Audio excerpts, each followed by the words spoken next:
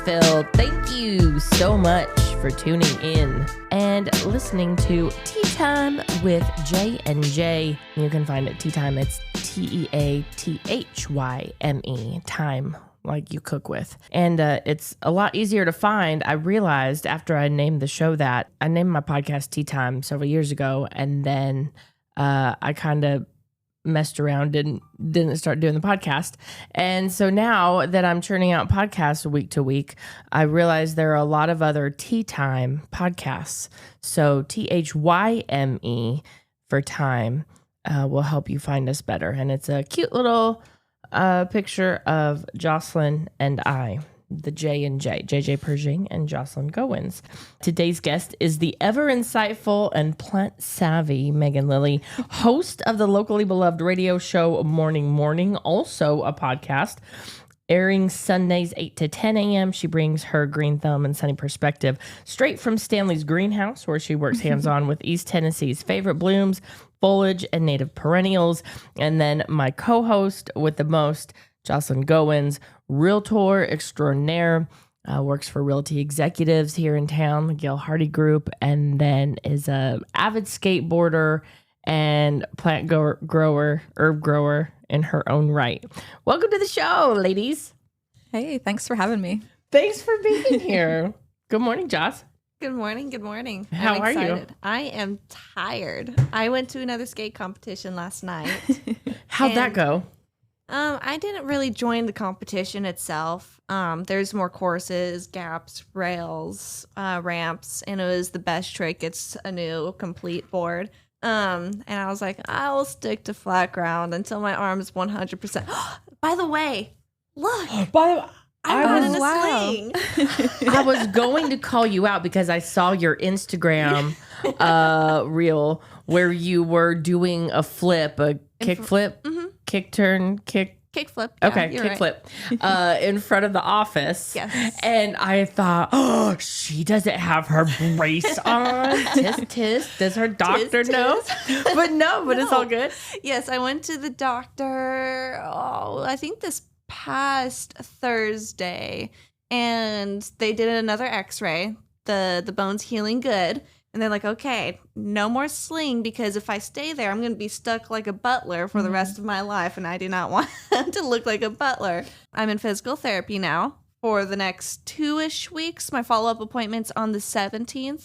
So I'm going to do it on my own for the first 2 weeks. They showed me the exercises I need to start doing. Right now, I can't touch, this is as far up as I can go. I can't touch my shoulder. And I can't, before I was able to go like this. Now I'm able to stretch it out a little bit more. And this is after 2 days. So I'm kind of, Okay. I can't. So I'm trying to stretch it out. It was very weird because they were like, they took off the cast or in my sling, and they're like, okay, Jocelyn, let's see how much movement you have with it. I'm like, easy peasy, because I haven't moved it in a while, right? And I went to go straighten it out, and I'm like, holy cow, I can't move it either. I was a little bit freaked out. They're like, touch your shoulder. I'm like, oh, light work. What do you what kind of game is this?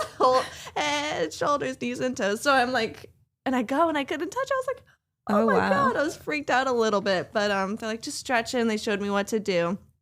I need to push on it, and I'll feel it stretch here. And I need to do that about 10 times, 3 to 4 times a day. So usually, since I'm in the car a lot, I'll kind of like push against the wheel to try to stretch it, to try to straighten it out. And then I'll go ahead and try to touch my shoulder. So. Are you gripping? Are you able to grip things with your hand and stuff? Yes. One of the other things is because the bone is connected to my wrist. At first I couldn't move my wrist, but I started early to use my wrist in the process of it healing. So luckily my wrist can move pretty easily. It's just getting my arm extended and touching my shoulder, but You'll get there. Happy. You'll get there. Did you know that that's a thing, that you can't put the palm of your hand like on your shoulder? I saw that in some sort of TikTok. Now we're all trying. No, we're all like, really? Megan, good morning. How are you doing? I'm doing great. Yeah, it's great. I just wrapped up my show and I get to stick around and be a guest. It's so special. It's very cool. And you were playing a lot of Bob Marley this morning. I was. It was an all reggae songs about the morning show today. There was a lot of Bob Marley on there for sure. Do you ever run out of material? Or I do you haven't ever- yet. Yeah, okay. Do you ever worry that you will, or what is when you curate your playlist? What does that look like? So there's a huge playlist that I've been building for like 20 years. Okay. So, and it's like, it's well over 100 hours long. At this point, I think it's like 115 hours long of songs that are all about the morning. And so I go in there and every week like come up with a different playlist out of that playlist. Okay. And while I'm listening, I'm always adding more songs to that playlist kind of constantly. So like an hour and a half to 2 hours are getting played every week, but then more are coming in. So I don't know. We'll at some point, yeah, it seems like the math will make it so that like I don't run out of songs, but I'm not even close to running out of songs yet. I think I'm like less than halfway through what I've already collected and it's still growing. And people send me songs in too. So like friends and listeners like submit songs that they hear, because like you'd be surprised, like once your ears are tuned for it, you hear songs about the morning like everywhere. Yes, Yeah. that's true. Well, and I said locally beloved because you've been doing it here at Radio KCM since January. I think it was right before New Year's. January like 28th was the first show. So about 6 months. Yeah. Okay. Yeah. And you have listeners from, because I was looking on your podcast. You've got listeners from like the Netherlands or cool. like all kind of all over. It sounds like you know how to see all this information better than I do. I know my friends in the who are in the Philippines for a few years are listening out there to the podcast and stuff. Like, yeah, there's some people around the world, around the country and stuff, and it makes me real happy. That's fantastic. That's Thanks. fantastic. Yeah, I geek out on the numbers and things like that. I haven't, like I said, I haven't shared my podcast a lot on social media yet, but I will after today's. We've got a guest. Oh yeah, you got to announce it. So that's very cool. What made you? Do you just love songs about the morning, or like what made you develop this playlist specifically? Were you doing a radio show elsewhere, or did the podcast come before the radio show, or vice versa? Actually, the podcast comes with the podcast is just the archive of the radio show. So Okay. it's just every week I put that week's show up in there. So no, I didn't do any podcasting before that. I did some college radio, not much to mention, but I grew up in a community radio station because my dad was a community radio DJ. So awesome! I was really like comfortable Shout and Uh, out, familiar. what's your dad's name? Brian Lillie. Hey, Brian. Yeah, and Shout out. I actually forget the station he's on now, what it's called, but it's in Torrington, Connecticut. Okay. And he plays bluegrass on there. Yeah. Nice. Is that where it is a college radio or No, just it's just like a community super radio? old school, like it's a glass front window, looks out onto the street, like old school little radio station with like a little, it's not online. I think it's online as well as broadcasting on the air. And so it's got like a pretty small radius, but you can hear it online. That's cool. Okay, Yeah. so it's terrestrial in Connecticut and then Yeah. probably online. And is that where you're from? From Connecticut. Yeah. Okay. All right. Born and raised. When did you move here? I moved here in end of 2016. I've been here since then. So yeah, almost 10 years. High five. High five. For you. Yeah, Knoxville's great. I love it. How did you get linked up with Stanley's? Well, I was just like a customer that I used to go there all the time. It was kind of like a therapy place. Just go like walk around, like touch plants, like especially like in the wintertime when it's cold, you can go in the greenhouse and it's just like steamy and warm and look at beautiful things. And I was just a fan. It's just a cool kind of unique old business.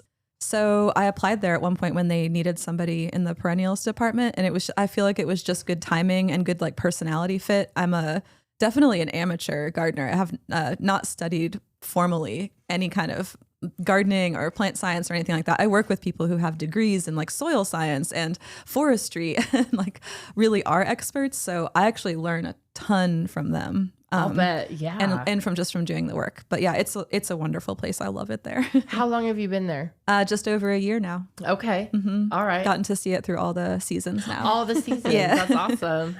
That was where that knowledge that you have honed from your coworkers and from being in the biz is what I wanted to talk to you a little bit about today in terms of our conversation. Jocelyn and I always try to touch on a real estate related or real estate adjacent topic. Driving around town, especially this time of year, I mean, ever since even before spring into summer and Dogwood Arts Festival, it becomes so apparent how gorgeous landscaping can be or not, and how important it is to the community, to your subdivision, and to the sale of your home even. And statistics say, I think the National Association of Realtors estimates that nice landscaping can increase the purchase price of your home anywhere from 10 to 20%, which is huge ROI.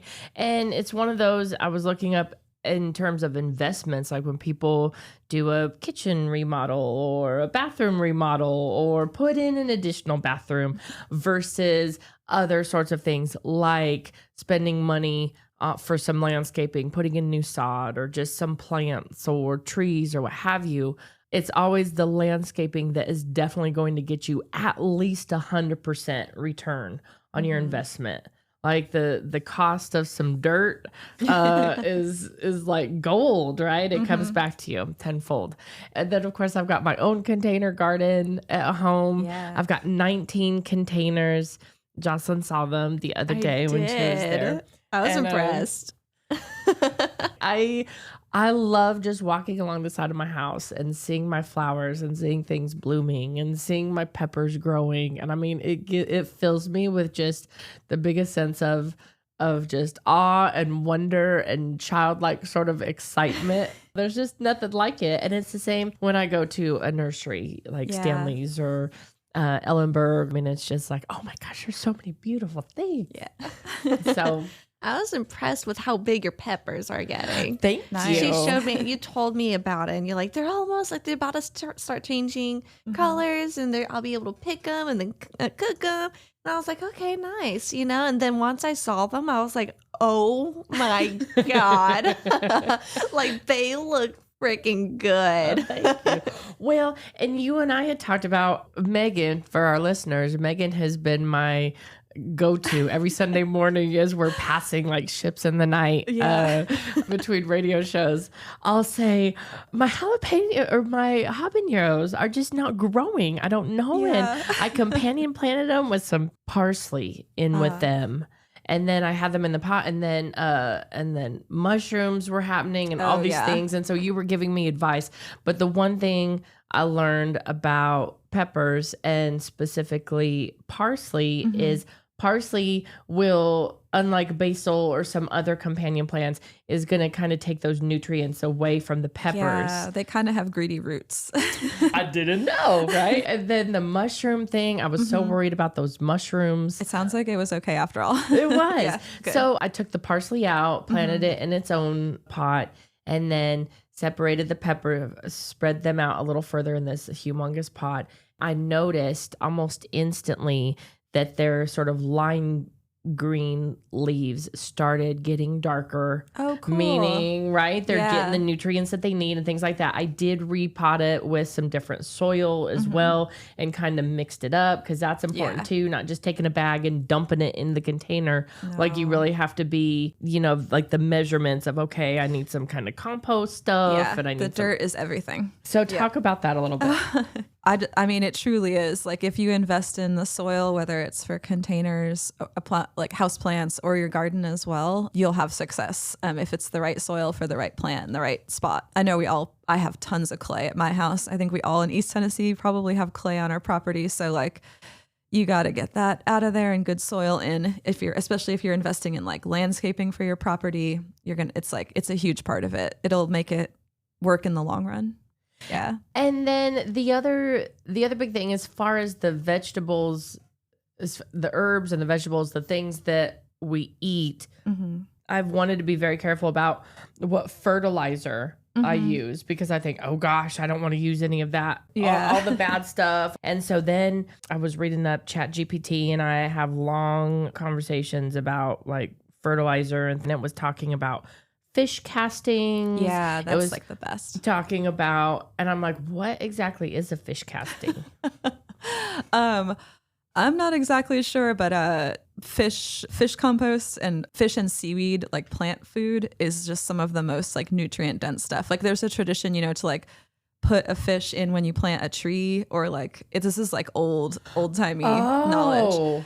So it's like literally there's fish in there. Okay. But if you there's a vegetarian version of it as well. It's like using seaweed and like kind of sea plants as well but that the nutrients that are in ocean and ocean creatures are like exactly what the plants on the land really, really want. So it's a perfect mix. That is interesting. Yeah. Okay. I didn't know that. I didn't know that either. I remember hearing about, you know, I remember being in science class or history, and they're like, yeah, they planted their plants and then they would bury a fish with it. And I'm like, these people are into rituals. I don't know No, what it they're was doing. fertilizer. Yeah. That's crazy. I just heard from a nature documentary that I watched, this like the salmon running in Alaska. In the beginning of the run, there's like tons and tons of fish, and the bears are up there catching and eating them. And they're just like eating part of the salmon and just throwing it on the riverbank. And it seems super wasteful. And you're like, man, these greedy bears. But apparently the whole ecosystem is relying on that process, because those dead fish go and fertilize all of the trees along the entire river. So it's like they need them to kind of sort of seemingly waste all these fish because in the frenzy, but it's like part of how all of those trees grow because they need those nutrients. So that makes sense. That makes sense. Yeah. So fish castings, can you buy that at Stanley's? There's different plant foods and fertilizers there. There are some that are fish-based. I think there are fish castings as well. Sorry, I work outside in the greenhouses, and the folks inside have all the super knowledge on the products in there. I've been trying some of them. I've given my plants this seaweed-based one that they have there this year. I think like it's called like Neptune's Harvest or something. Okay. And literally, I've been doing it mostly on my containers and house plants, but I see a difference like the next day. Like, Really? That's it's awesome. crazy. What about, and what all are you growing? And what about, I also read bananas, like making some, ChatGPT recommended I make some sort of tea out of banana peels. Oh, I haven't heard about that one yet. And I thought, what in the world? Okay. Well, I put that on the back burner for later. But I thought, okay, some sort of delivery system of making sure it has potassium, or making sure whatever fertilizer or food I get for it has that potassium. I mean, I'm not as scientific about it. You can do soil testing, and certain plants want different ratios, and it kind of depends on what kind of gardener you are. But if you know something really needs a specific nutrient, I guess you could. I'm not that specific with my composting. What are you growing? This year, it's mostly just wildflowers in the backyard. A lot of them. That's so fun. I made a big area and threw a bunch of seeds down, and this is the third summer that they've been growing. So each year it's like a different garden, because different stuff kind of dominates or spreads through seed or finally comes up. So it's kind of a crazy garden. Since I'm working outside all day, I don't come home typically and then do tons of gardening. And then there's a lot of like plants I'm curious about that I've gotten from Stanley's, and like rescues and like little experiments. The front yard is a little more not just a native area, but kind of a little experimental garden. A little hodgepodge of cool stuff. And I've been mulching my front yard from chip drop for the past 3 years also. So there's just like big mulch areas that are going to be ready for planting probably this fall. They've broken down like enough, because I just inherited a property with solid clay. So I needed some soil. Yeah. Now, talk about for us the difference between annuals and annuals and perennials, and what you're supposed to plant in the fall, what you're supposed to plant in the spring. Well, annuals are plants that you're going to have to plant every year. Some of them reseed themselves and come back, but typically you kind of assume that they're just something you're going to have to get every season or every year. And what are some of the biggest examples of those? Like the fall ones are like pansies and violas, the ones that bloom like all winter long. Like those are annuals. Sometimes they come back, but not really. So, and then in the summer you have a lot more choices. I mean, tons of annuals for the summertime.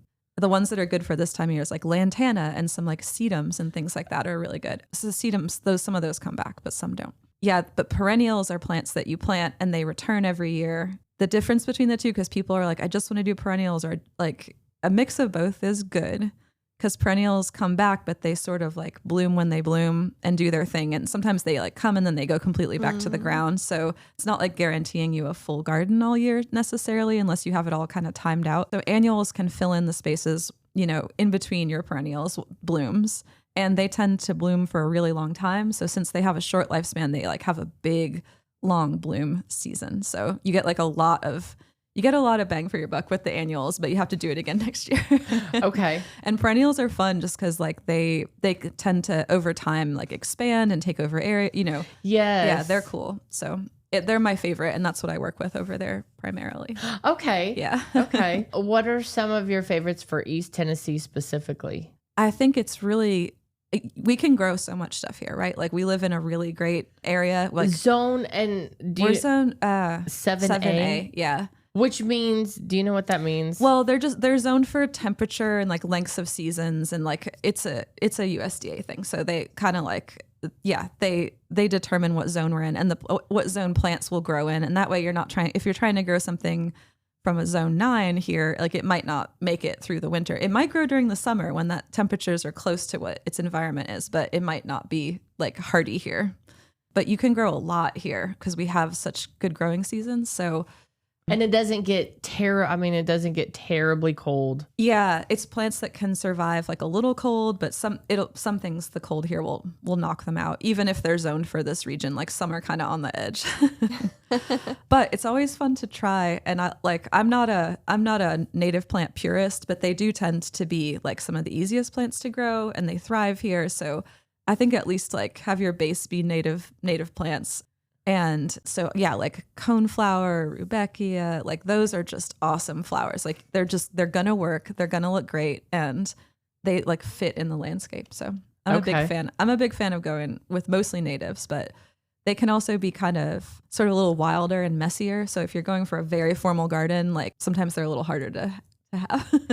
I always like the flowers at the farmer's market because I think I don't know if they're all wildflowers in particular, but have you guys gone to the farmer's market where you get to pick out your own flowers and make your own? I haven't seen that. That's cool. Oh my gosh. I want to see what their flower garden looks like. Wow. But I always thought about having like a wild flower garden in the future and like the whole backyard where it's like a little maze you can walk through.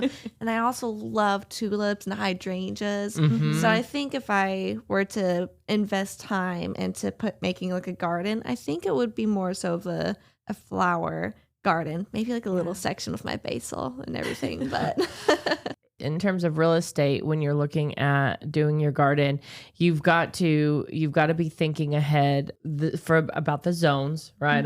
We're in 7A, so you've got to find those things. You've got to find some of those native perennials, like you said, and then you've got to decide, okay, am I going to want to take any of these? Am I going to invest so much in any of these that I'm going to want to take them? Yeah, you can get or attached. Not. Like my roses, I don't want to leave those, because once you put them into the ground, man, you need to be prepared to either rip them up before you take those pictures to list it, or it's staying with the property, right?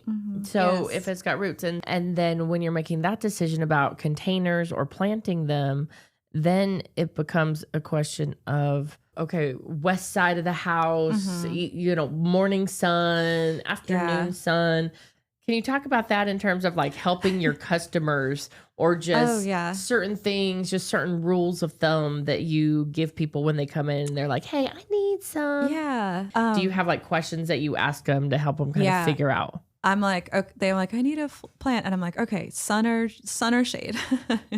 And like, how much sun are we talking about? They often have like a sort of size or color they're kind of looking for. So and I go through what we have based on what their criteria. But yeah, I'm always like asking questions to narrow it down, because actually most people have a lot of choices and it's like hard to decide.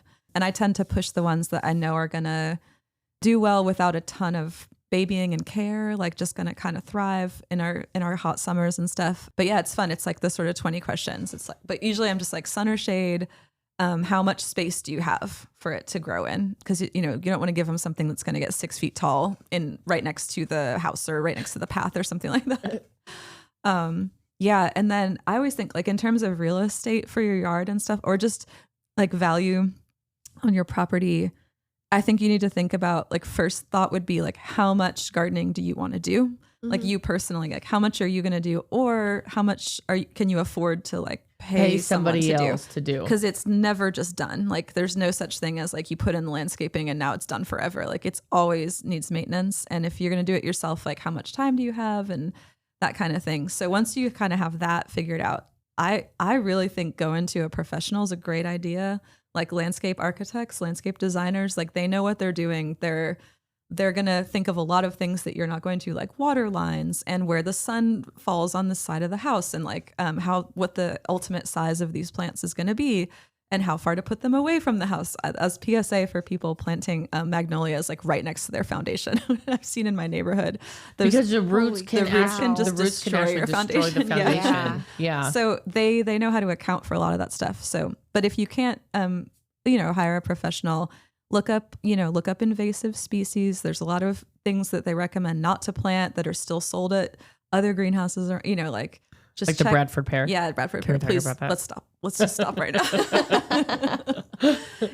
They grow really fast and they're flower, and I guess they're pretty, and so they're easy for people to plant, but they have a really short lifespan and they tend to fall over and drop their limbs. And also we have enough of them. So yeah.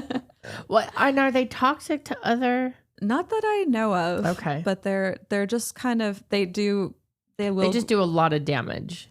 They can do a lot of damage, and they can damage. also spread themselves and kind of pop up in other places where they're not supposed to. We just don't need to encourage this tree anymore. It's already like there's plenty of them. There's way better choices for trees than these trees.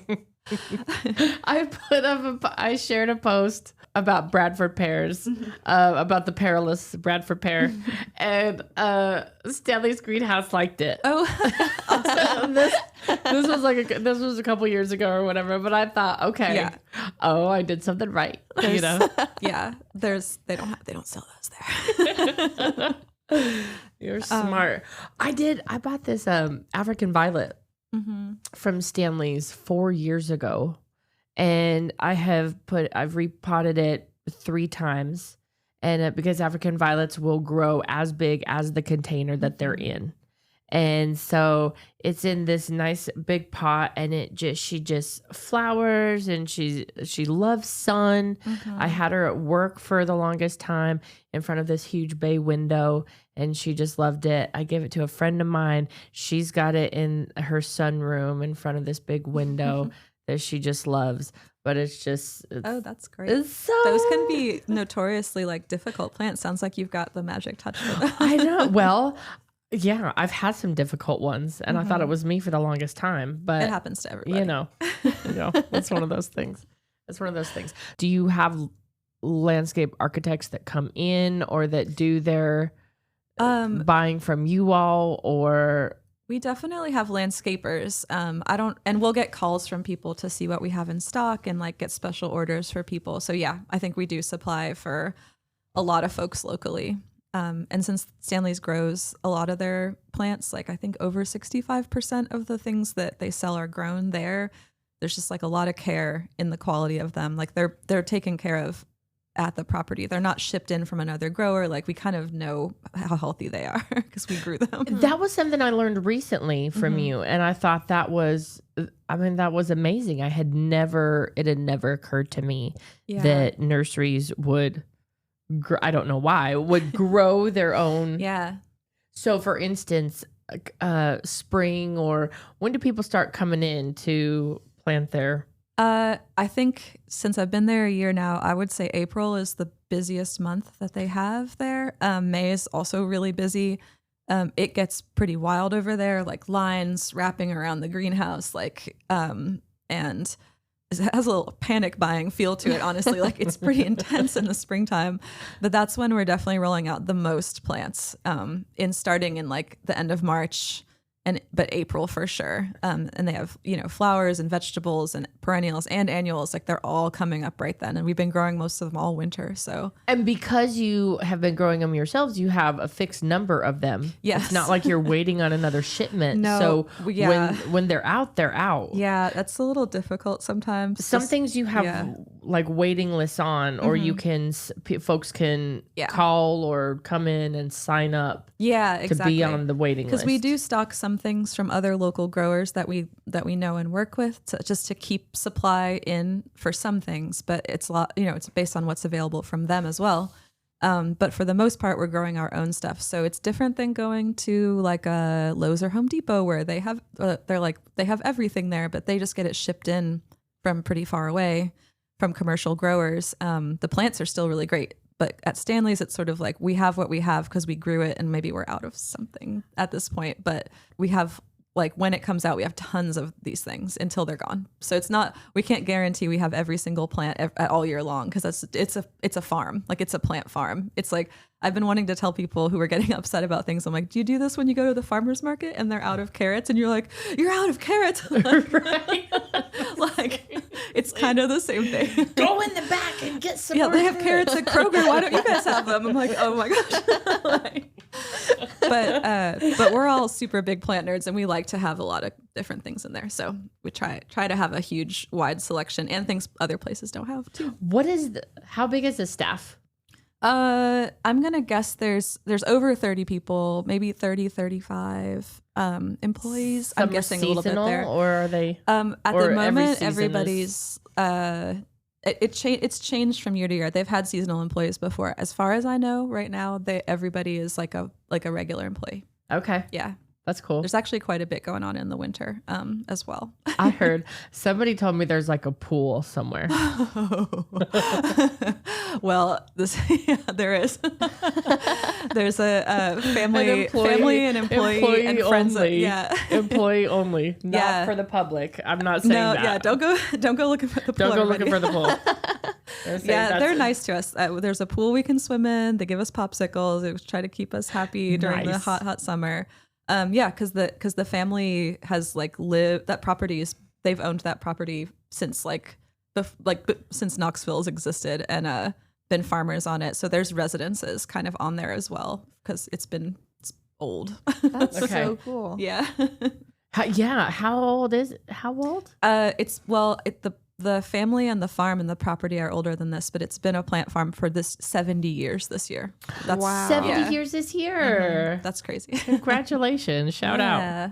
And they're there on Davenport Road, 3029 Davenport Road, by the way. This is stanleysgreenhouse.com, family owned, located in USDA Zone 7A. And we're talking about water. Okay, so this heat dome. So a few more questions, specific questions. With this heat dome that we've had, these extreme high temps, which maybe isn't necessarily extreme. It feels like every other year we're up into the mid 90s or whatever. And then we're like, oh my gosh, climate change. Yeah. But also just because we are in the South and it does tend to get hot. Some of my hydrangeas, I've noticed a couple times, in the past few weeks, they've just looked kind of wilty and so I ran out there with water midday, and I think, gosh, I'm not supposed to be watering midday. It's okay. But I figure if it's the choice between no water and midday, they'll take midday water. And so, but it's been, when it's up in the 90s or what, I mean, it gets the hottest part of the day is between like 3 and 7 p.m. or something. And so I give them water, and then within a half hour, I already see their leaves like not looking so wilty, and the little flowers starting to rise back up. I mean, it's crazy. Yeah, I don't know. It's like, it's partly the temperatures, but it's also that it tends to be for the past, like, I don't know, while now, that this time of year, it just kind of stops raining regularly. So it's a combination of the temperature rising and then like not much rain. It really takes a toll on the plants. I've been noticing things blooming earlier this year than they should, I think, because they're stressed and they're trying to go through their life cycle. I'm guessing, but because it's so dry, they're like, we better like get this going, because we may not make it till when we usually bloom. But yeah, water your plants. It's this time of year, if it's not going to rain for a week, like, you need to get out there and take care of them.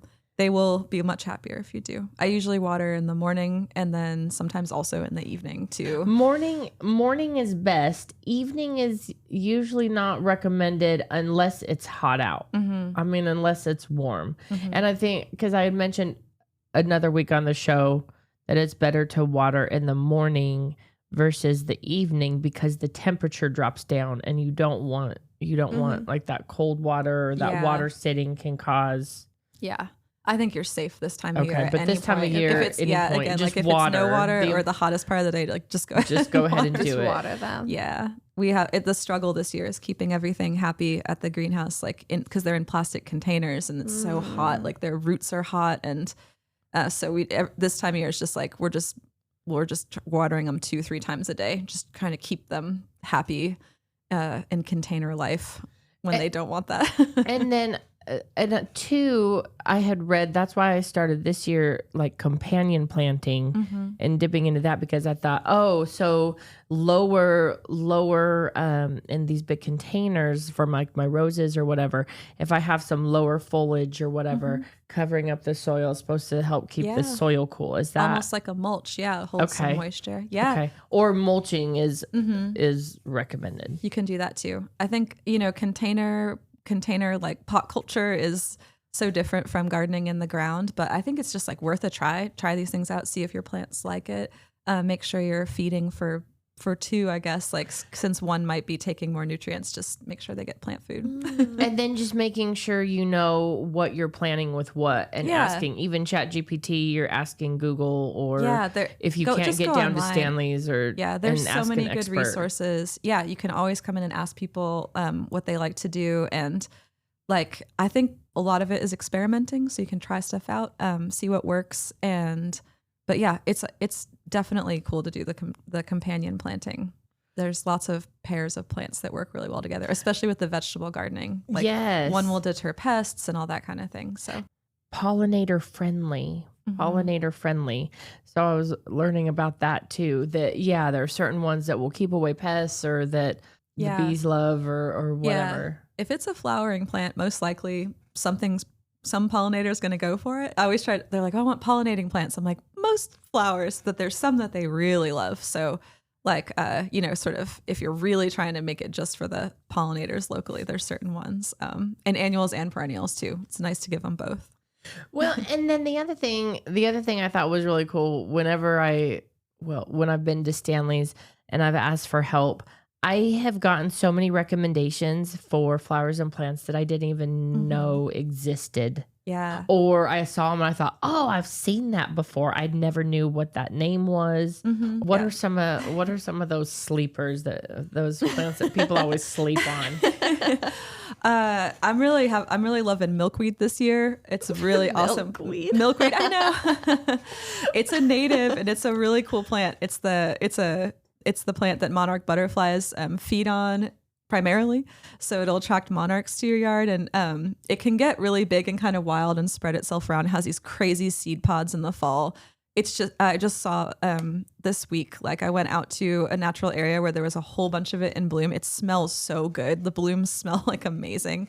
That one is really cool. There's different plants in that family, like butterfly weed, there's swamp milkweed, there's like the common milkweed. And I love those plants so much. They're just like, they're beautiful and wild and lovely. And then this year I have bergamot growing for the first time. I'm really into that one. Smells so good. Yeah, it smells awesome. It's a real beautiful flower. And then I'm just like, I'm crazy for the cone flowers too, in all the colors. Yes. No, the cone ones, are those the ones that grow real tall? They grow to different heights. Yeah, the traditional purple one. This year, I think because we had such a long, rainy spring, mine are like almost as tall as me. Like I'm like face to face with some of these cone flowers. That's kind of crazy. They're not usually quite that tall. And there are these ones I've been seeing. They grow real tall and they're just real big. They're just, it looks like something that you would see in Hawaii. Like it looks kind of. Could be seeing hibiscus. They're not natives, but we have a hardy hibiscus that grow. So it comes back every year, like a perennial one, and then there's annual ones too. That's it. Is that it? Okay, yeah, cool. That's it. Nothing really has quite as showy of a flower as that. When you did that gesture, I was like, oh, like hibiscus. Yes. Well, they just stand so straight. They're not leaning over or being gorgeous. Crazy. Yeah, they're real showstoppers. Yeah, that's awesome. They just started blooming everywhere, so they're amazing. So what's blooming now, and what are we going to see blooming into August and September? I'm seeing all the hydrangeas. Yeah, they're probably actually kind of almost done. Yeah, and those blooms, like they keep their blooms through the fall. They just kind of dry out. You know, they turn into those cool like dried flower, like pom-poms basically. Yes. So they don't lose their flowers. They just kind of change. They're probably going into that phase now. I'm seeing all the black-eyed Susans and coneflower, and like a lot of things are blooming right now. This is like a big bloom time. I'm even seeing asters blooming, which is kind of early. The hibiscus just started going. There's like at my yard, verbena's going crazy. It's a lot. This is the big flower zinnias. time. Asters kind of look like zinnias to me. Mm-hmm. Yeah, they look kind of similar. There's a bunch of different asters too. I'm not sure what the wild one is I'm seeing everywhere, but it's like a purpley flower. Yes. I've seen those too. Yeah, they're great. Off the highway, and I'm driving down. I'm like, oh my God, god, good old ditch flowers. Yeah. Like, will they get mad at me if I pull over and look at this flower off the highway? Oh no, I do that all the time. Have you a random thought, random question?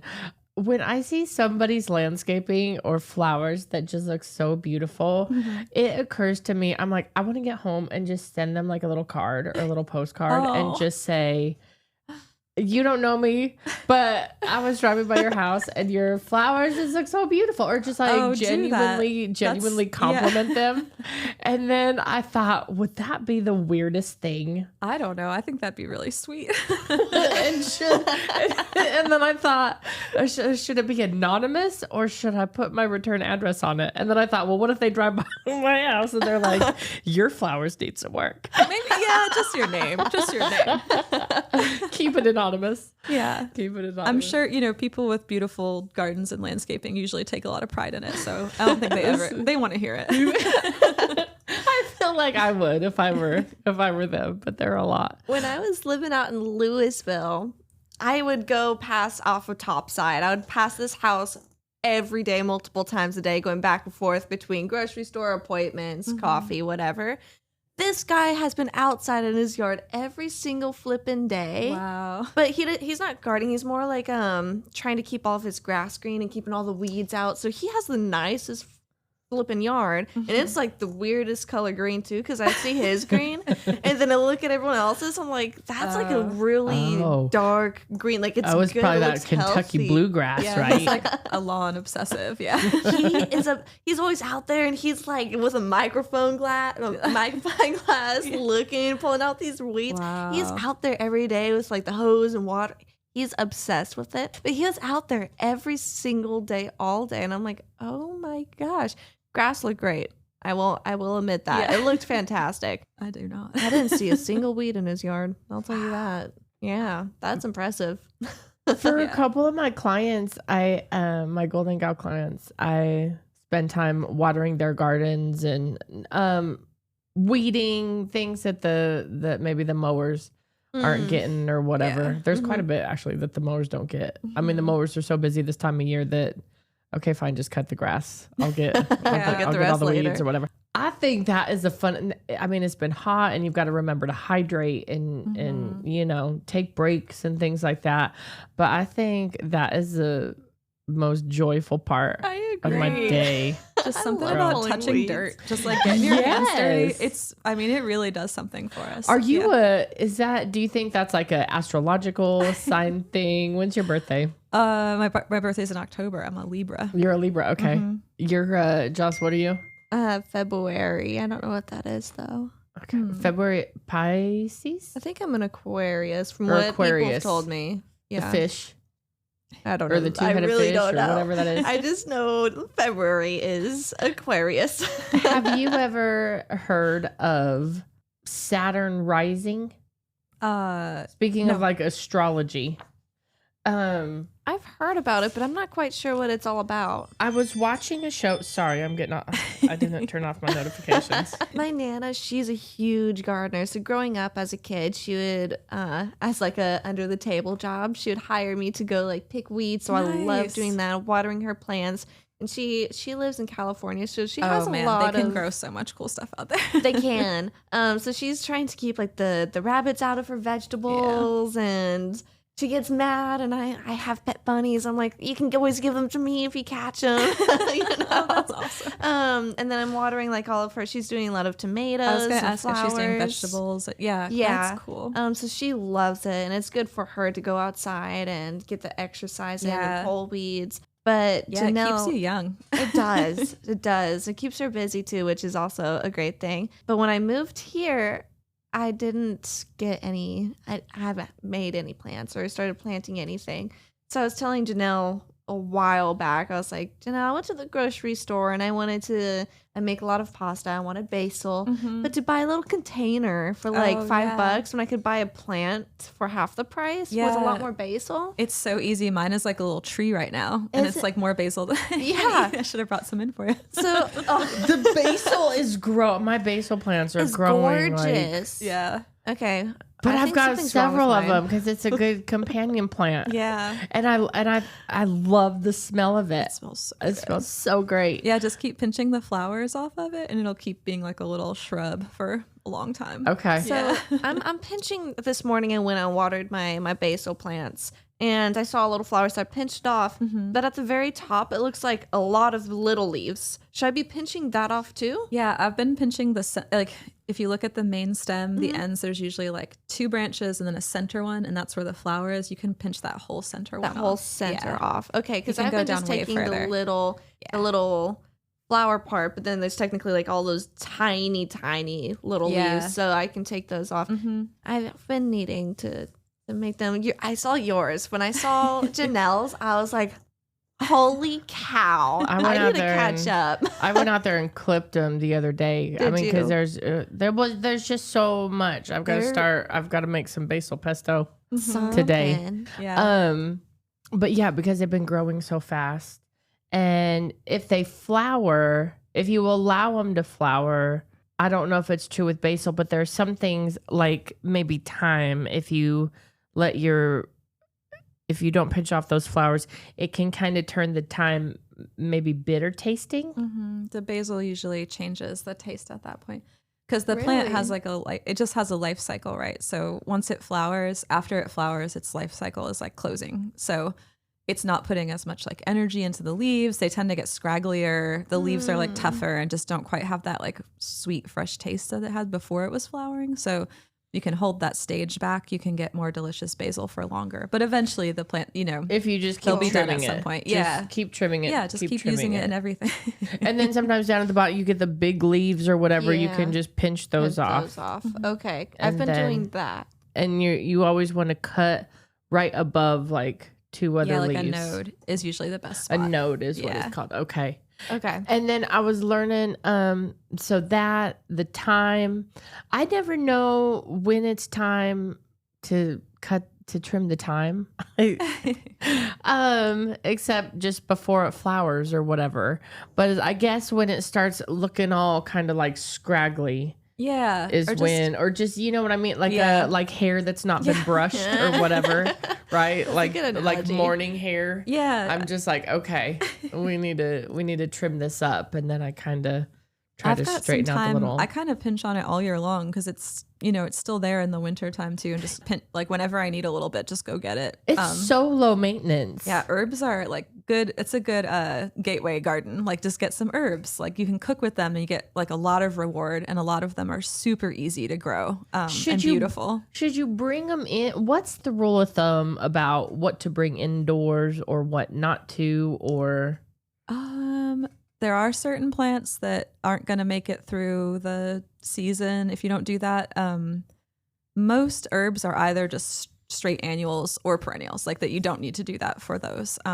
Most like common culinary herbs, it's like kind of one or the other. Like basil, not going to make it till the next year. Just get a new plant or grow it from seed the next year. But most of them you can just leave outside. Thyme, sage, rosemary. Yeah. Okay. Yep. All those they can just go in the ground and stay there. Rosemary is another one. You can harvest on that all year long. It's evergreen. It's beautiful. And it smells so good. I love it. Gosh.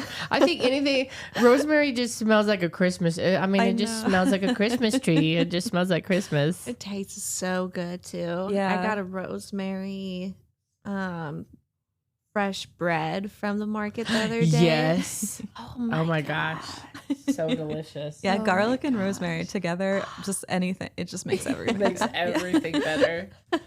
What other herbs do you like to cook with? Those are, I definitely have thyme and rosemary and basil this time of year. What about sage? I'm not growing any sage myself, the culinary sage. I have some in the kitchen from a friend's garden that's dried. I don't tend to use it a ton.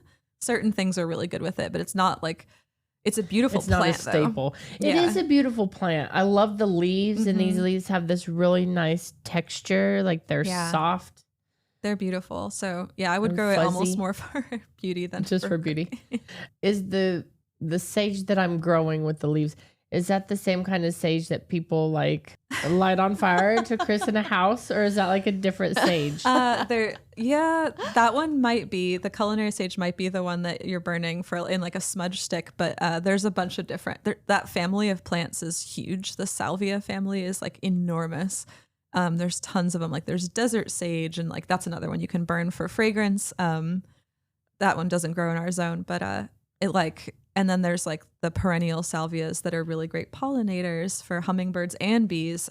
So that family, it's huge. Like there's a ton of those plants. And they're very diverse looking as well. So they don't all look exactly the same. But I think that the culinary sage is the one that, like a white sage, that is also the one you burn. It smells great. Okay, smells great. Lemon. Okay, so a new one this year to my garden, lemon balm. So I was at Costco one day, and they had little herb 4-packs. Yeah. And there was some thyme, and I had some trouble. None of the greenhouses that I went to had thyme. Like they had all run out. Yeah. I guess it's a popular one. That's a popular one for sure. Yeah. And so I found some thyme in this little 4-pack. There was regular thyme, there was lemon thyme, and then there was lemon balm. Oh, cool. And I thought, I don't even know what lemon balm is, but the leaves, and it was a little tiny one, but the leaves reminded me of mint leaves. And I thought, okay, so this is probably something in the mint family. They might be related. That's a good question. I'm not sure the species name on that one. I don't remember what the species name is. I looked it up a little bit, and it did say, that you could use lemon balm in place of like mint, or in similar recipes, or like drink cocktails or whatever. I've Like had if you were it to in make a mojito. cocktails, and it's delicious. You can like look up lemon balm cocktails, and then people use it a lot in like soaps and things like that. Yes. Salves and soap, because the fragrance is amazing. Salves and soaps. Yeah. And I was looking up this. I got this new Johnny Apple peeler. We'll talk about that in just a minute. My new toy. Anyway, but it said that, and so I thought, oh, well, maybe this would be a good companion plant for one of my peppers or whatever. No, not the lemon balm, because like mint, it will literally take over whatever space you give it. Yeah, and so in if a you garden, don't want it will too. It will grow everywhere. If you don't want a lot of something, put it in a pot. Yeah, mint, lemon balm. Try to keep them in a pot. They can even, if you have lemon balm in your garden, it'll start popping up over here and get kind of huge and crazy. And so if you don't have a ton of space for that, maybe that's not the plant for you. But it's a beautiful one. It is beautiful. I have a friend that likes English ivy too. And it's pretty, but it's another one that will just go everywhere. Yeah, it's and take over in everything. the landscape. Invasive is the word. But you can grow it as a house plant or a container plant. It is beautiful. That's very cool. I have a real estate plant question. Sure. We see those weeds everywhere that climbs on like the trees, and it's almost impossible to get rid of. I don't know which vine that is though. You know which one I'm talking about? You see it everywhere. It's almost like an ivy or there's definitely English ivy.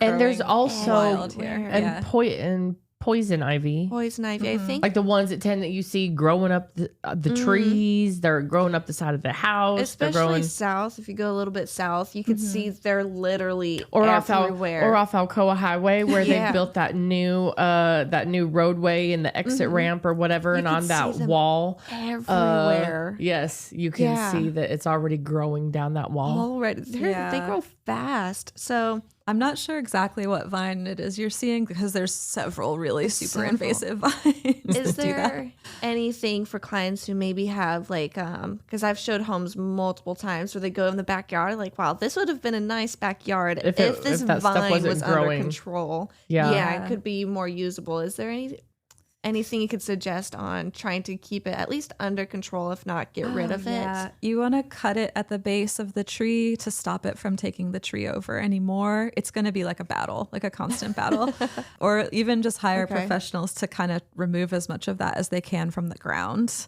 Okay. And then if the tree is like, I'm not a tree professional by any means, but like if the tree is like truly taken over by this vine, the tree might need to go because it can hurt the health of it and make it fall over, more likely to fall. Interesting. Yeah. So I guess it depends on how bad it is, but like if it's not a huge area, you might be able to remove it yourself. But I'm battling it at my house too. Like down at the bottom, there's just all the invasives are down there. And every year it's like, go cut the vines at the base and the ones that are coming back up, like pull them back down. And it's constant. It's like a horror movie. I had some clients close gorgeous lot. I mean, they have the house and you go to the back deck and it's just surrounded by trees and wood. It's super private. And right now they have, it's kind of flat. The backyard is.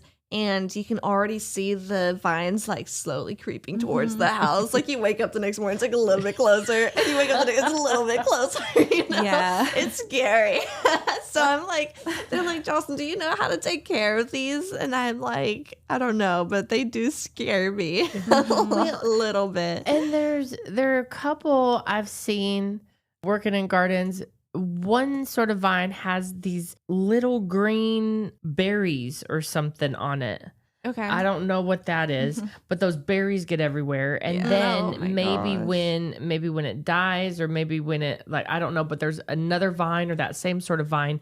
It has little burrs on it that get everywhere, like little tiny burrs, little tiny. And as you're trying to scoop it up, and it's easy to sort of, like it was growing over the side of this rose bush. And so I just kind of took my gloved hand and I just pulled all this vine garbage off.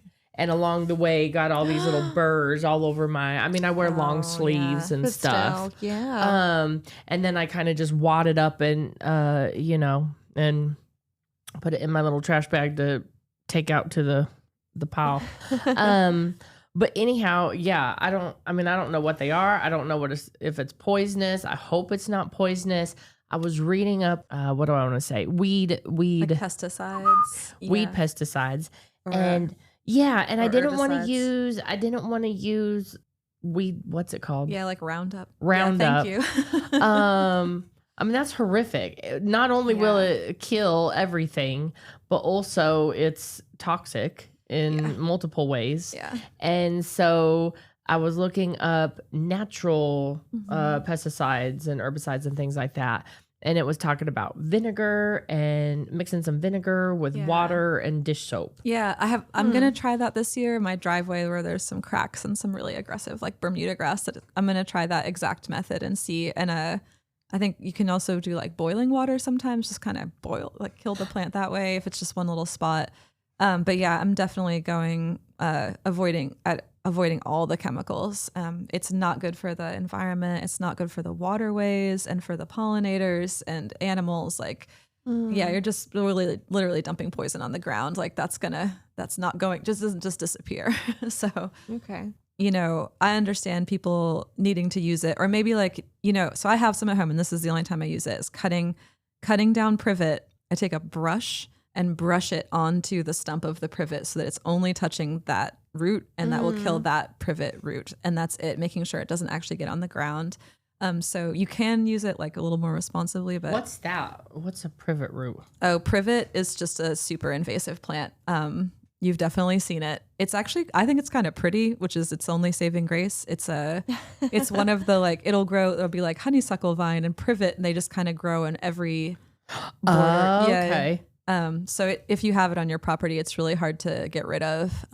Its roots are really strong and it spreads through berries and so I've been fighting it. And, but just dumping the Roundup on the ground to kill things is really just, because it will. It soaks into the dirt. It gets into the, it's still around. It has an effect more than what you're intending to do with it. So always. Yeah.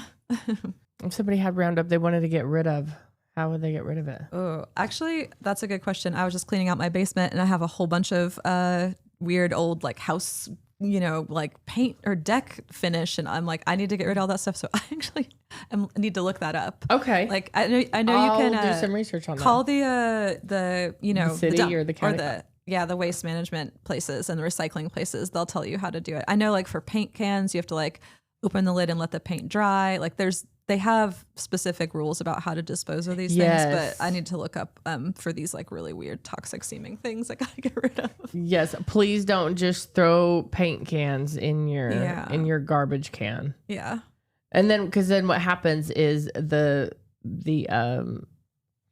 guys come around with the trash trucks to pick them up, and then they go to crush your trash or whatever, compact your trash, and then that paint can opens and paint comes out the bottom of the truck. Oh my gosh, and then, I didn't even think about that part. and then gets paint all up and down the street of your neighborhood or the city. I didn't even think of that part. That's it.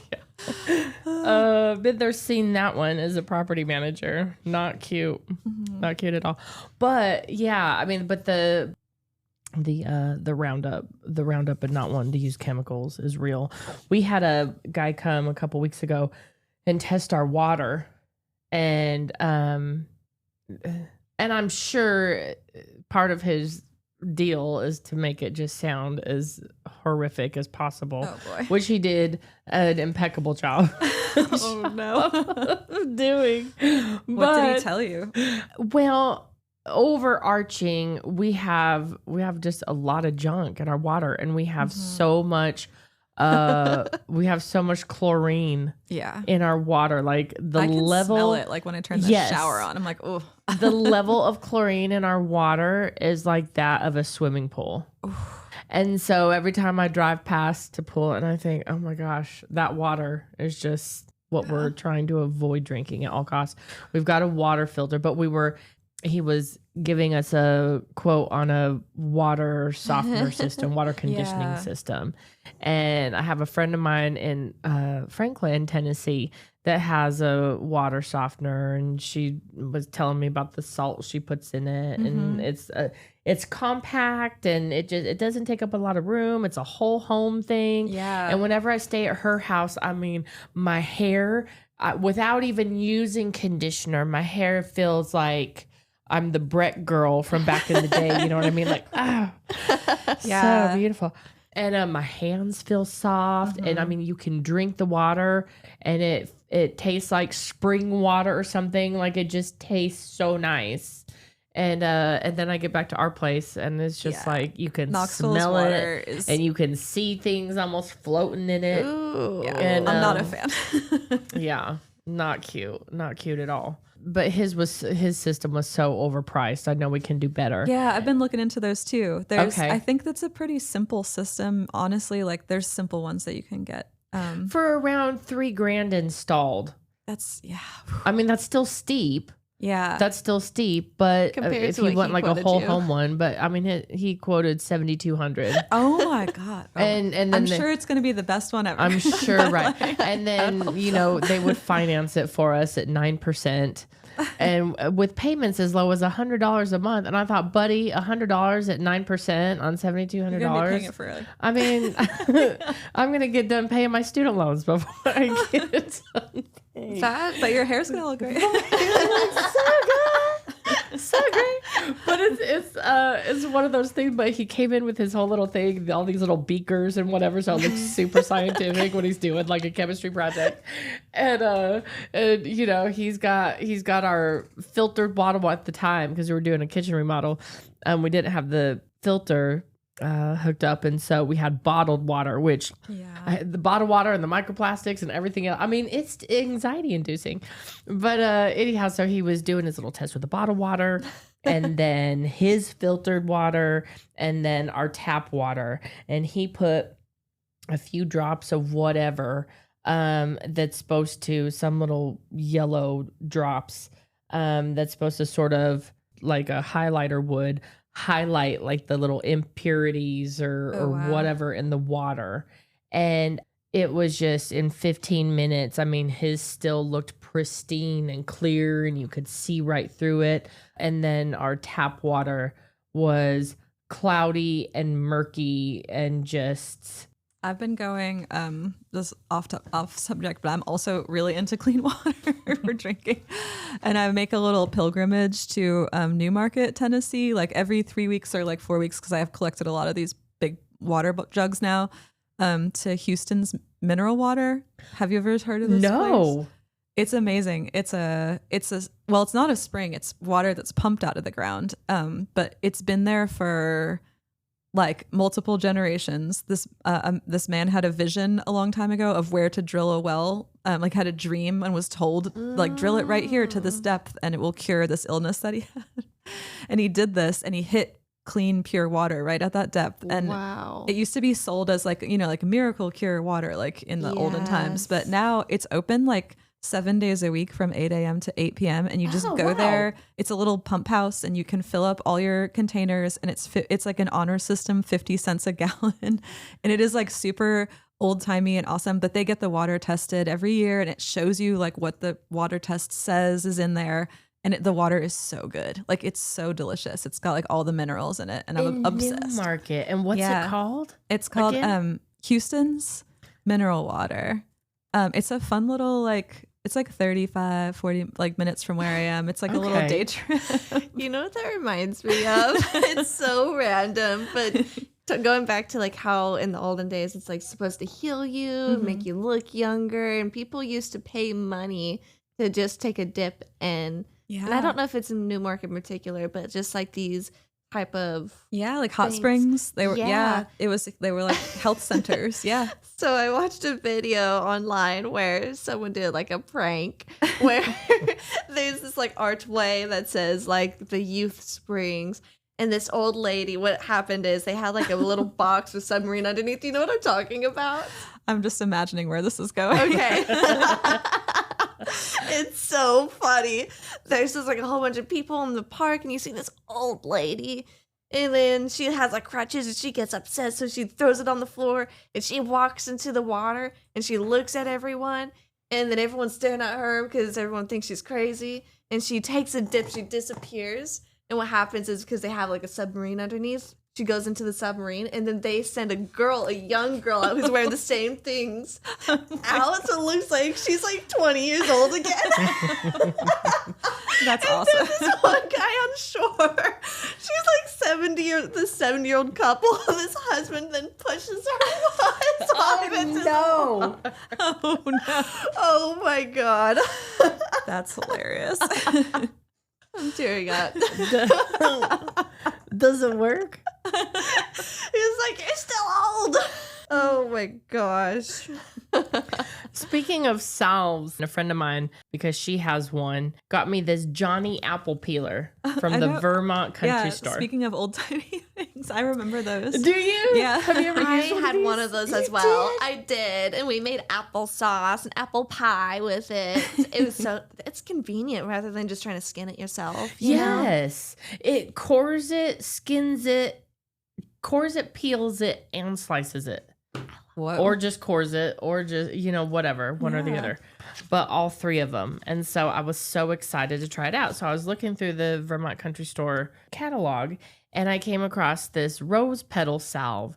And it reminded me, because I'd been talking to Jocelyn earlier on another show about I've been using castor oil, like on my elbows, on my knees, on scars. I don't know if castor oil is as effective as like vitamin E oil for scars or whatever. Yeah. I said, I need to look up what all castor oil is good for. And so I had asked ChatGPT.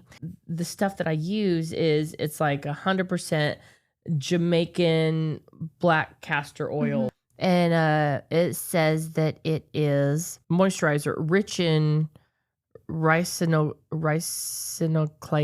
acid. Do I say that right? I don't know. That sounds right. Castor oil locks in moisture like a champ. Think elbows, heels, and ashy knees. And it's just like, are you listening to me? Anti-inflammatory. My chat GPT, of course, is listening. Helps soothe eczema, psoriasis, and dermatitis. It's antibacterial and antifungal. So it's good on minor cuts, insect bites. Even athlete's foot can benefit from its germ-fighting powers. It's a hair and scalp savior. Scalp stimulation, hair growth. Anecdotally, many folks use it for thicker eyebrows, eyelashes, and longer hair. Although I try not to put it. Sometimes I'll put it on my ends, but Yeah, it's a heavy oil. for a hair growth, it's like for hair growth or whatever. Trying to put it on my scalp with my thin hair. I mean, it would take me. I'd have to wash it half a dozen times. Yeah, not just till you so get it that didn't water look softening greasy. system. Then it'll come out. Exactly. Anti-dandruff. It's also a natural laxative if you take it Oh, yeah, I've internally heard in that. small doses and only under guidance. Castor oil is a powerful stimulant laxative.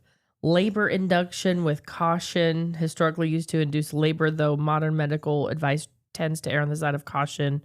Don't try this unless your OB is on board. Joint and muscle relief, and so on. But Cool. I wondered if you knew about any, given all your plant wisdom, if you knew of any like good salves, like rose petal salve or chamomile salve, or I'm sure it varies for like people's skin types and stuff, but I've gotten really into just using straight oils as well. I love olive oil like for your skin and like getting like a good quality one, like not one from the grocery store, maybe like go find some like pretty good. You can cook with it too, which is awesome. Like I have a bottle on my stove and then there's a little bottle like in my bathroom and I'll just use that on my skin when it's dry. That's Really? been my favorite one. Yeah. And then also gotten into using the beef tallow, which is not vegetarian. It's beef fat, but like it has rose oil, like other essential oils in it as well. But just getting back to like super basic moisturizers recently. And I've heard about castor oil. I don't have any to try, but I tend to go for that kind of really, really simple plant-based stuff because this silicone and like all these weird ingredients you read in like a moisturizer, I'm like, I don't know what, it just sounds like a bunch of chemicals. Yeah. And it's just like, you know, your skin produces oil. Oil is like part of it. It just seems like it makes sense to use that. yes, that's kind of how I agree with. Yeah. I agree with it. If it's reoccurring in nature, then it's probably Yeah. And all this old timey things like, grandmas, they have a lot of wisdom. They wouldn't waste their time if it didn't work. You know what I'm Exactly. saying? They're busy. Exactly. Right. Well, growing up on a farm or whatever. Yeah. I mean, yeah, or with 10 kids, 10 brothers Yeah, and sisters they know what or works. whatever. I mean, They're they not- know what's work. Yeah. Yeah. and budgetarily conscious or Yeah. whatever. And I think it is a lot of those ingredients. We had tried making our own lotion at home and buying different things to put in it. And I don't know what I put in, not enough of, or too much of or something, but after a while mine started like growing mold on it. Yeah. And I thought, ugh, Yeah, that can happen. like for sure. because I didn't put enough whatever the preservative was, and I thought, well, that's the whole point. Yeah. Is what I'm getting away from. So Have you guys been to Knoxville, to that store? Just keep plugging all these things. I they have not been, but I did it's reach awesome. out to them, and I asked them to be a guest on the show, but one Oh, of them was cool. out of town or what have you. They're busy. They just moved locations, but like I bet you now that they've moved, they're probably. Fill more our time. listeners in on what Knoxville is. I mean, I'm just a customer there, so I haven't prepared this, but like it's a store where you can bring your containers and get essential products that are natural, like a lot of locally made things. Like you can get dish soap and laundry detergent and lotion and shampoo, and they also have like salves and soaps and things that people have locally made. Really good quality stuff, but it's so fun. Like you just go with your container. They also have containers there for you to, if you don't have one, you can fill this up and you pay sort of like by the weight. Interesting. But the quality of the stuff is incredible. It's like cutting down on all the plastics that we need. It's a beautiful store. Ooh. Yeah, they have cool stuff for gifts too if you were looking for presents. Like natural Good client cleaning products and tools, and like it's my favorite store in town. Is it? Yeah, I love How it are so the much. prices?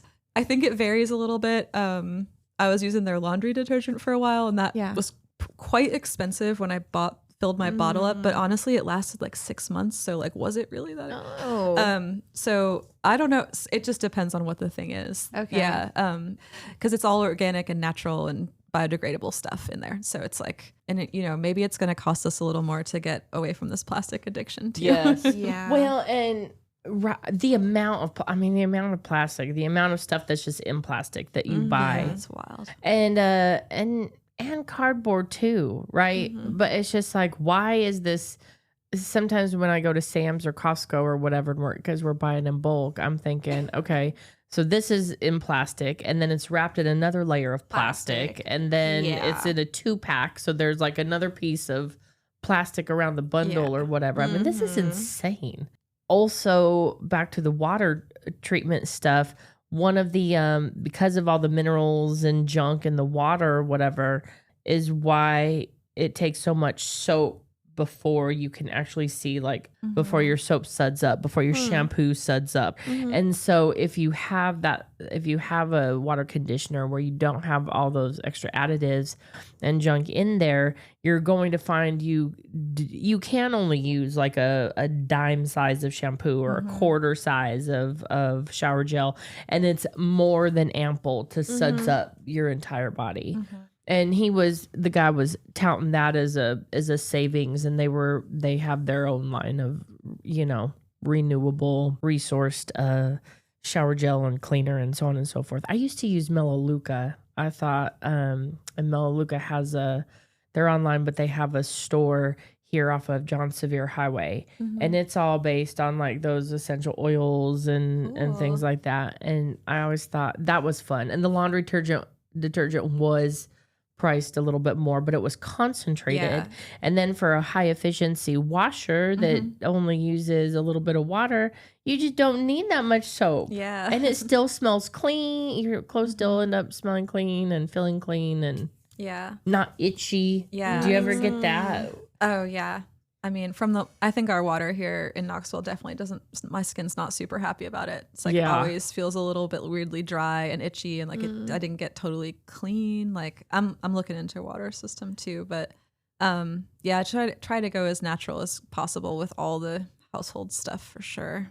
One thing my friend Judy recommended, she called her local authority, like the county or city water authority, and asked if they had any sort of like rebate programs or sort of like how KUB does if you install, like solar panels on your roof or whatever the case may be, energy renewable sort of appliances or things like that. Sometimes they have like a rebate program. And I can't remember the long and short of it, but they did give her a list of names of recommended installers that would come and do it at a discount, or maybe that's cool. Maybe they shared in the cost of the install or something like that. But reputable installers for those systems, or recommendations for systems or something like that. So I thought I've got to reach out to Knox City or Knox County. And so I'll do that this week. And then I want to know. I'll let you know. I'll let you know about that. But yeah, I think that's important. But yeah, Knoxville is on Chapman Highway. What's it next to? It's 6204 Chapman Highway. They're, the old timey shopping plaza with the big ice cream cone on Chapman Highway. Oh yeah, they're in that plaza. K's. Is it K's still? Is it the ice cream place? Yeah. I don't think there actually is an ice cream place at the moment. Okay. If anyone's looking to open up an ice cream place, there is a perfect plaza for it right now. It's a big ice cream cone. Yeah, it's so cute. So there's like a Thai restaurant, and I don't know if they're next to. There might be something else in between, but they're in that plaza down Chapman. They just moved there, and they're cool people, and they want to have like classes and sort of events in this space too. So yeah, get in there and follow them and just buy their soap. Let's do it. Okay. Soap. We need to go by there. What are you doing after this? What am I doing after this? I have a showing in Lenore City at 4. But today's mainly I'm going to try to take in it as a Sunday. I've had a really busy week. So I've been really trying to practice on trying to make sure I'm not overworking myself, because I can easily get wrapped up in that, where I just consistently push myself and trying to work all day, every day, but still work enough while also trying to keep time for myself, make sure I'm taking care of myself and cleaning and taking care of the bunnies. Is it hard to keep a regular schedule doing real estate? Oh, yeah. Yeah, I would imagine so. Yeah. Like this morning I woke up and I was like, the only thing I need to do is to go to the radio show, return the key, and my day is done. And I can just shower and maybe get my nails done and relax my PJs. That's why I'm all relaxed today. I'm all dressed for nothing.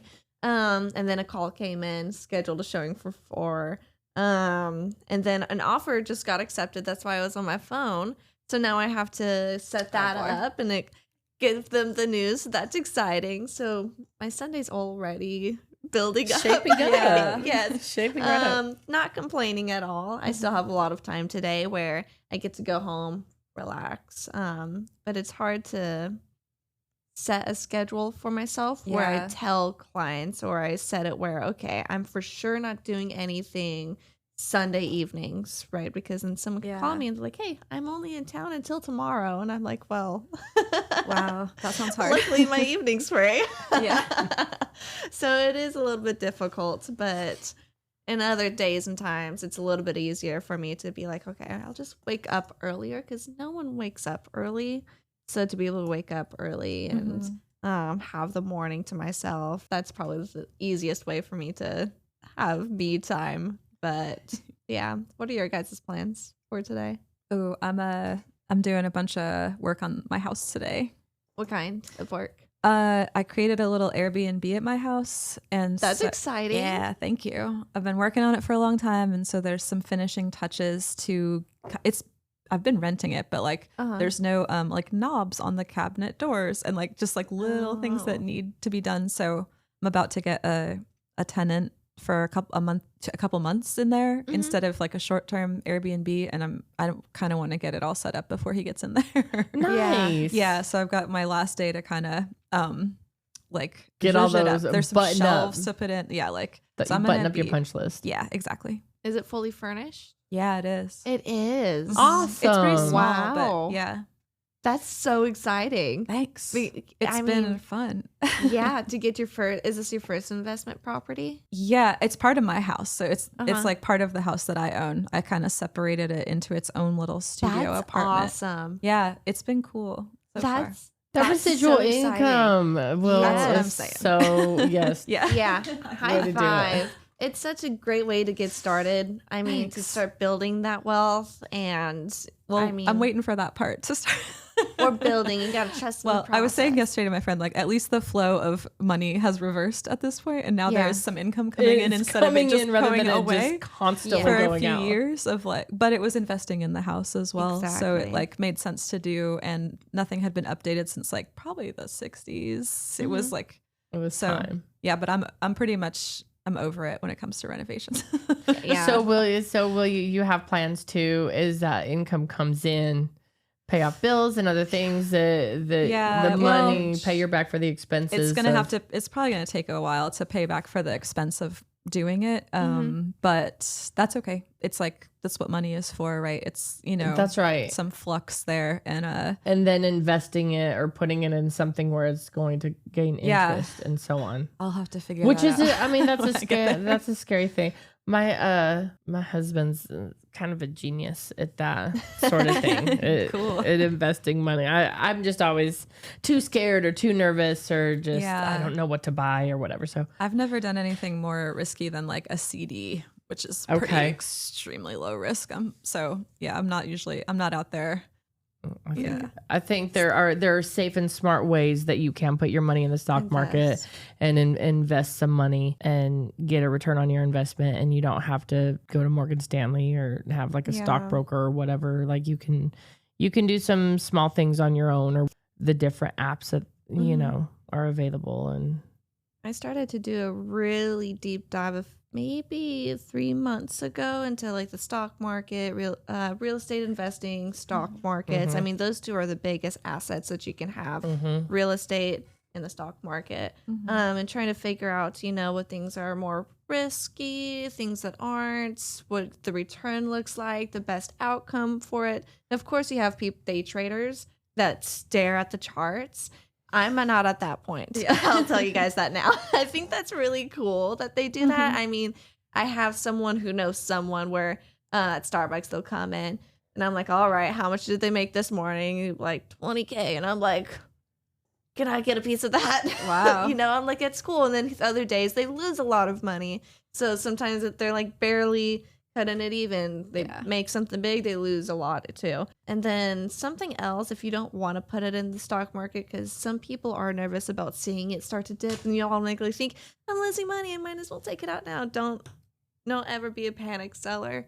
But putting it into Fidelity, it's just a brokerage account and they pay you interest for keeping your money in that account. And I think Fidelity, at least the time that I checked it, has the highest interest that they pay you. So the more money that you have in there, the more they're paying you monthly to keep that cash in their brokerage account. Mm-hmm. There are quite a few, credit cards and banks that are offering interest-bearing accounts, savings accounts, checking accounts, whatever, putting that money in there because they're taking it and investing it and making much more than 5%. So that's a small ROI. But the investing in whatever real estate that you have or can acquire, whatever, I think that's so awesome. I'm so happy for you.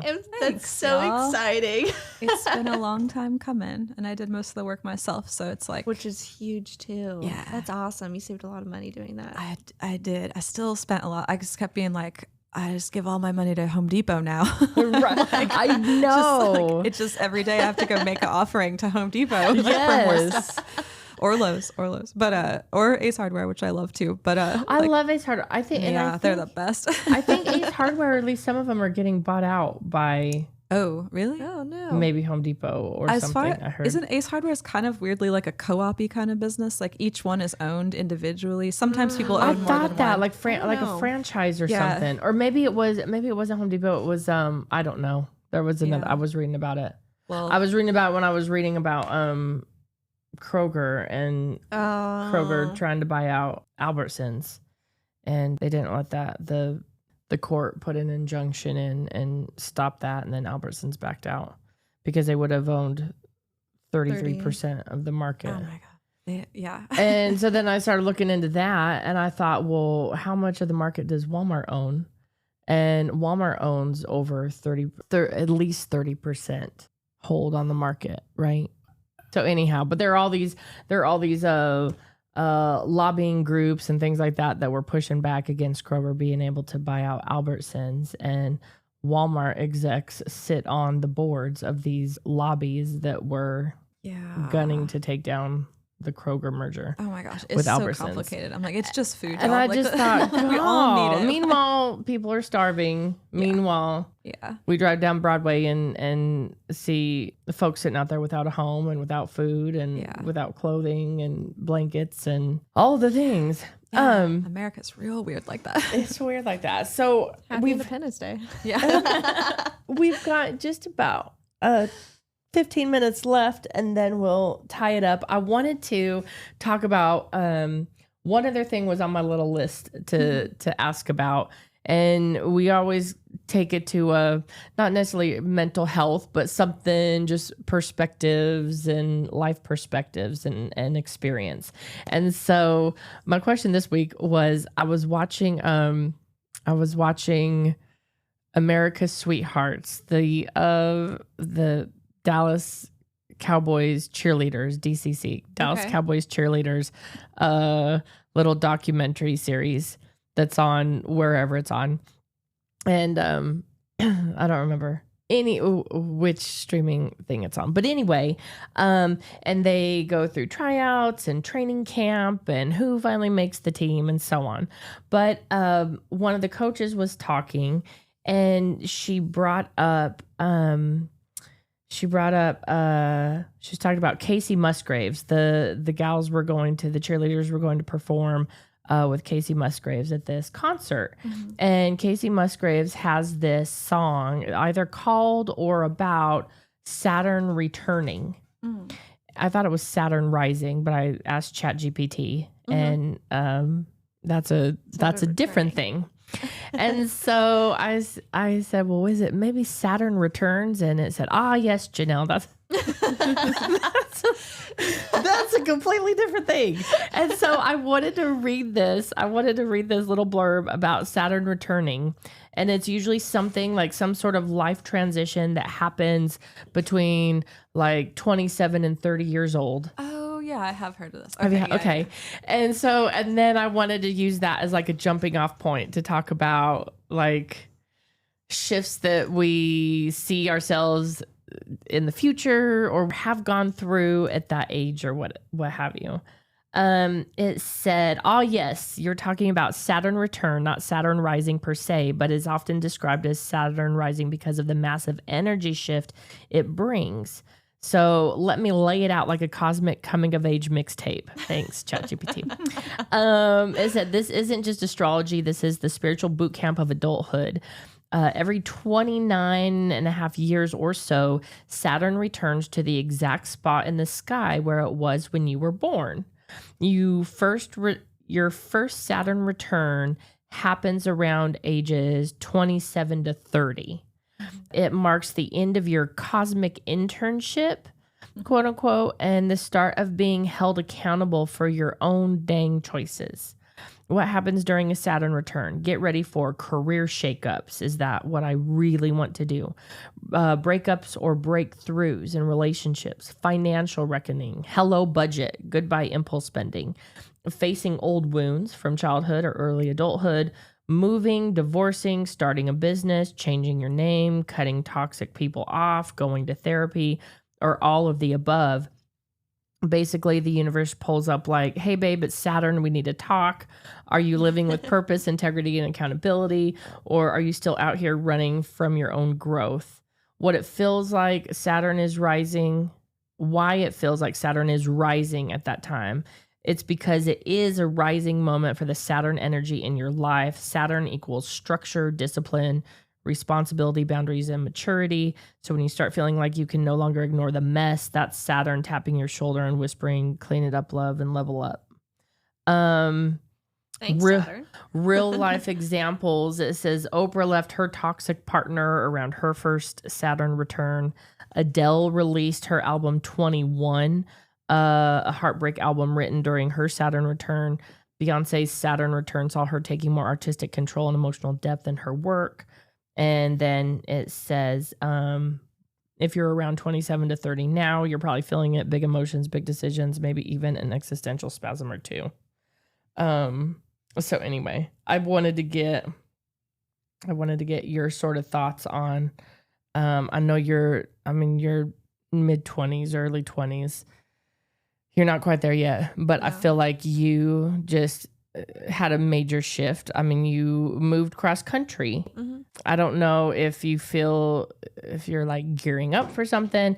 I know I moved from Las Vegas to Knoxville when I was 26, just right before my 27th birthday. Mm-hmm. And gosh, I mean, I'm coming up on I'm gonna have here in like the next 6 years another Saturn return type thing. But I think I definitely think moving from Las Vegas to Knoxville was a hugely impactful change in my life. Yeah. And a change from a completely different, it wasn't even a different chapter. It was a completely different book altogether. Mm-hmm. Like wrote a book, finished the book.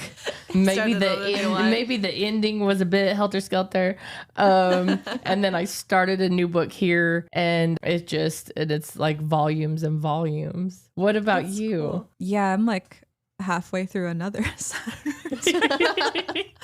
But that time period was like pretty dramatic for my life as well. There was big changes that happened there. There was definitely moving. There was like relationship change. There was like a death in the family. It was like a humongous time, and it was a lot to process. I'm not sure if I fully got the process during that time. Like that's when it started, and it took many more years after that to kind of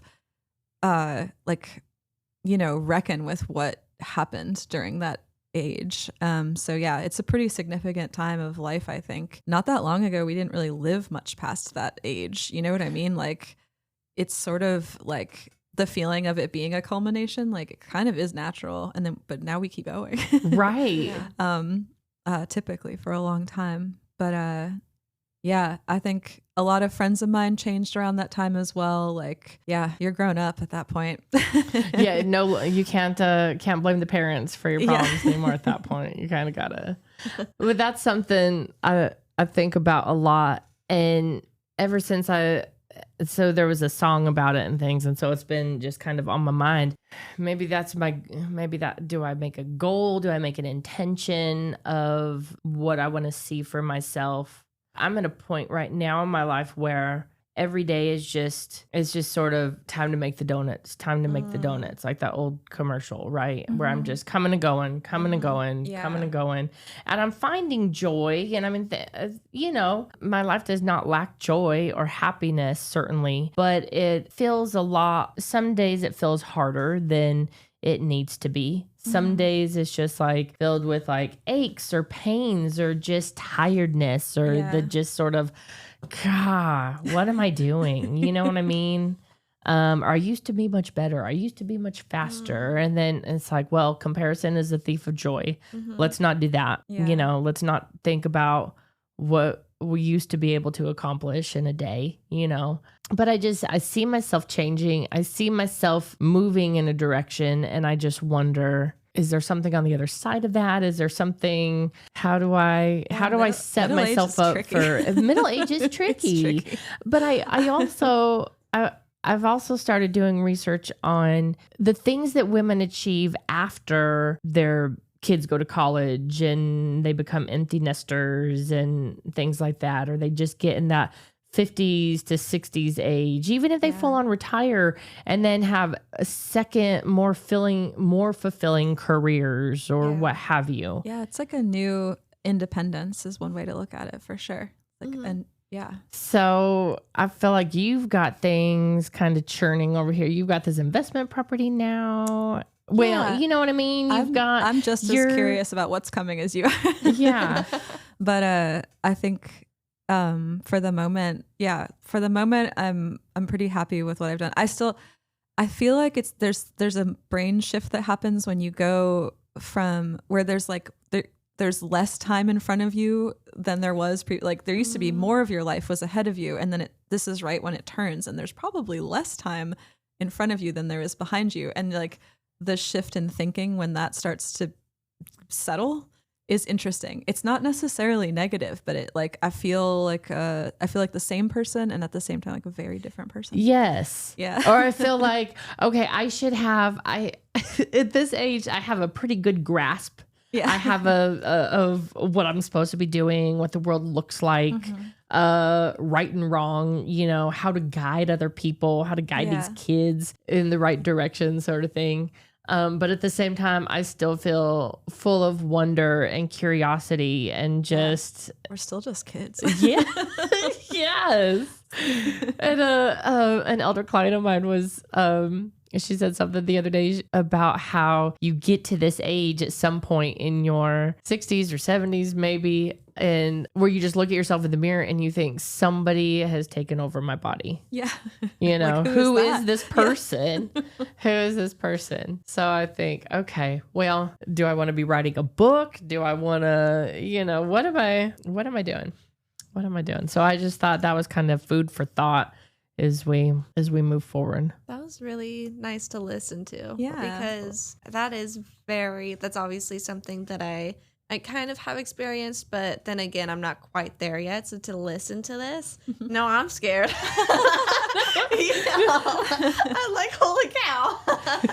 It's all right. It's just different. I definitely think I try to live without regret and try to live a life of honesty within myself and just, but if I were to go back and do something again, I would write more journals. I would journal so much more because I feel like, if anything, I have forgotten I kind of intrinsically know that I have experience with things, but I feel like there's a lot that I have just forgotten about different things.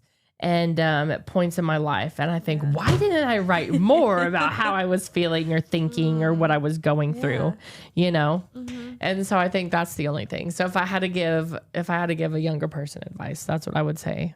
Take more notes, or take more notes, take more pictures. Just don't get so ahead of yourself. Set goals and things like that, but just live each day. And I think you do a good job of that, Jocelyn, just like being fully in the moment every day.